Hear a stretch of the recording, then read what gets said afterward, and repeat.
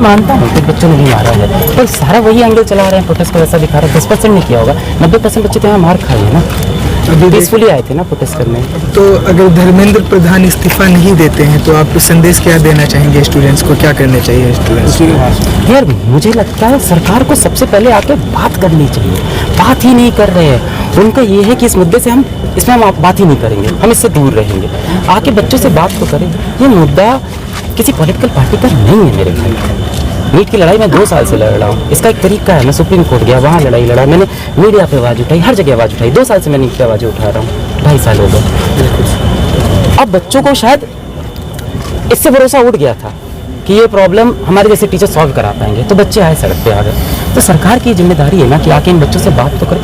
क्यों नहीं यहाँ पे कोई एजुकेशन मिनिस्टर आता है, क्यों नहीं यहाँ कोई बीजेपी का बड़ा नेता आता है, आए माइक उठाए, बोले बच्चों हमसे कुछ गलतियाँ हुई हैं, आपसे भी गलती होती है, आपके माँ बाप से भी होती हैं, उनको हम सुधारने के लिए ये करने वाले हैं।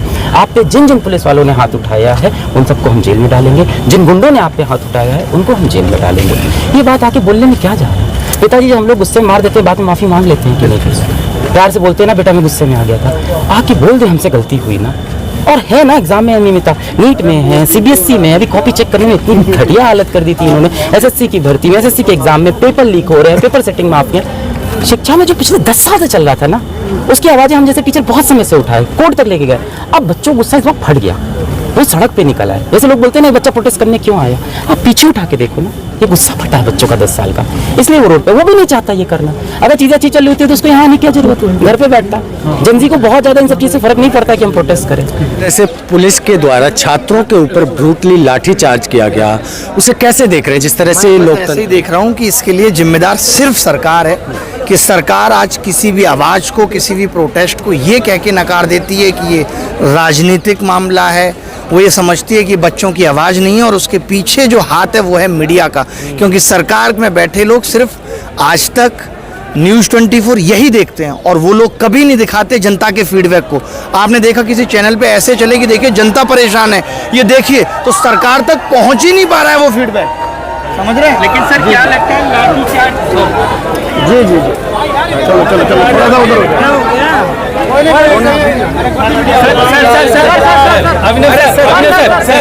क्या लगता है लाठीचार्ज के बाद से थोड़ा डरता हूँ। मैं घोर और विकट अहिंसावादी आदमी हूँ। कम शिक्षा वो लोग तो कह रहे हैं ना कि ये लोग दहशतगर्द हैं जो यहाँ पे बैठे हैं। वो उनकी गलत सोच है। वो इतना सर्वे कराते हैं ना, चुनाव से पहले ही बता देते हैं कि हमारी सरकार आएगी, तो एक सर्वे इस प्रोटेस्ट का भी करा लेते कि इस प्रोटेस्ट में आए हुए लोगों की मंशा क्या है, यूथ क्या चाहता है, ये भी तो करा सकते थे।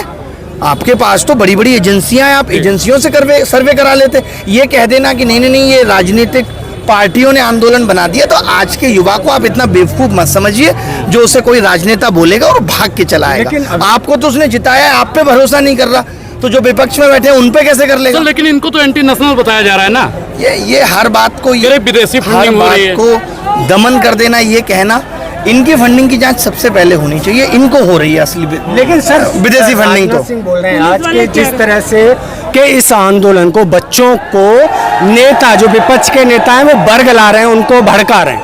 नहीं तो मौका किसने दिया है? विपक्ष को बोलने का मौका किसने दिया है? 25 दिन से आंदोलन चल रहा था, तब तो नेता नहीं बोल रहे थे ना। आंदोलन को तो 25-30 दिन हो गए चलते हुए, तो सरकार को तब से सूट क्यों नहीं आई? आज 2 नेता सोनम वांगचुक से हॉस्पिटल में मिलने पहुंच गए, यहाँ मिलने चले जाते, कितना अच्छा मैसेज जाता। तो जब आपको अब लग रहा है कि नहीं बात बड़ी हो गई है और आपको अभी भी अपने ईगो को ऊपर रखना है, तो आप कह रहे हैं नहीं आंदोलन में सच्चाई नहीं है। तो नड्डा जी बुला तो रहे घर पे, क्या ये नड्डा जी शिक्षा पे क्या बात करेंगे? जिनको स्वास्थ्य की जिम्मेदारी दी गई वो ठीक से संभाल नहीं पाए, जिनके अंतर्गत फसाई आती है।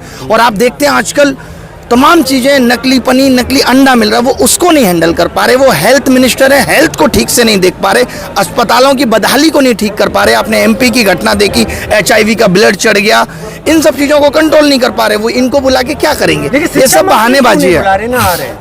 देखिए, शिक्षा मंत्री का तो अभी फेस करने की हिम्मत ही नहीं है कि वो किसी को फेस कर पाए, और मामला इतना बड़ा है, युवाओं का मामला है। तो मुझे लगता है कि प्रधानमंत्री को खुद संज्ञान लेना चाहिए। अभी भी आप देख रहे हो कि सेकेंड हैंड ट्वीट आ रहे हैं, दूसरे लोग बता रहे हैं हम ये चाहते हैं, प्रधानमंत्री जी ये चाहते हैं। प्रधानमंत्री जी ने खुद कहा कि मैं क्या चाहता हूँ। वो तो बात पे परीक्षा पे चर्चा करते थे, मन की बात पे बोलते थे। अब क्यों नहीं बोल रहे सर? अब ऐसा क्या हो गया? लेकिन विपक्ष आवाज उठा रहा था, उसको भी कल यार विपक्ष का काम ही यही है। आप बताओ, जब आप वोट डालते हो, आपने वोट डाला, इन्होंने वोट डाला, एक वोट से सत्ता बनेगी, एक वोट विपक्ष को जाएगा। विपक्ष ऐसा नहीं है ना, किसी को भी उठा के विपक्ष बना दिया जाता है। विपक्ष भी उन लोगों की आवाज है, बस वो बहुमत नहीं हासिल कर पाया था। है तो लोगों की आवाज है ना विपक्ष, उसको भी वोट दिया है, वो भी प्रतिनिधित्व करेगा जनता के फीडबैक का। तो आप उसको नकारते रहे। विपक्ष क्या है? दुश्मन है विपक्ष। कर लेना इस तरह से सभी नेताओं को एक साथ, ये सब बहुत गलत है, बहुत गलत है। मेरा तो ये कहना है कि नौबत ही नहीं आनी चाहिए।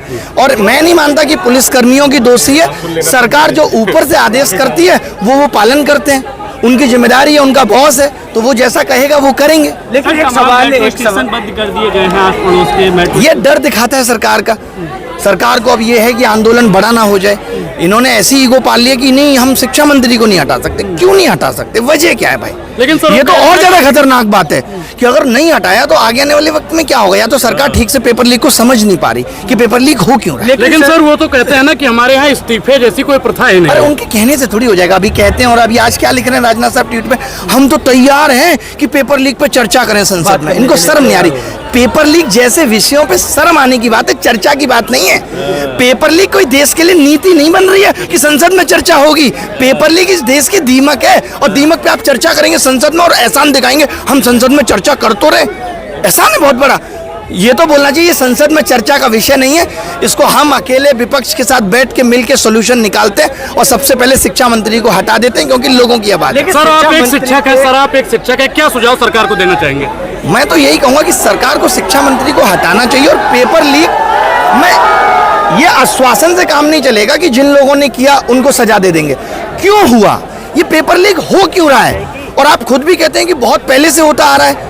तो ये खाली 1-2-4 लोगों को पकड़ के सजा देने से, इनफैक्ट फांसी देने से भी पेपर लीक नहीं रुकेगा। लेकिन एक सवाल और है कि कल जिस तरह से 20 तारीख को लाठीचार्ज हुई, पुलिस के नेम प्लेट नहीं थे, आपने देखा। और जब पूछा गया पुलिस ऑफिसर से तो कह रहे हैं कि गर्मी की वजह से नेम प्लेट गिर गए। नहीं, कुछ लोग ये भी कह रहे हैं कि इसलिए नहीं थे कि नेम प्लेट गिर जाती, लोगों के पैरों के नीचे आती, तो इससे देश के सम्मान की बात थी। लेकिन देश का युवा पैरों के नीचे आ गया, कुचल गया, वो सम्मान की बात नहीं है। उससे दुख नहीं हुआ किसी को, उसकी चिंता किसी को नहीं है।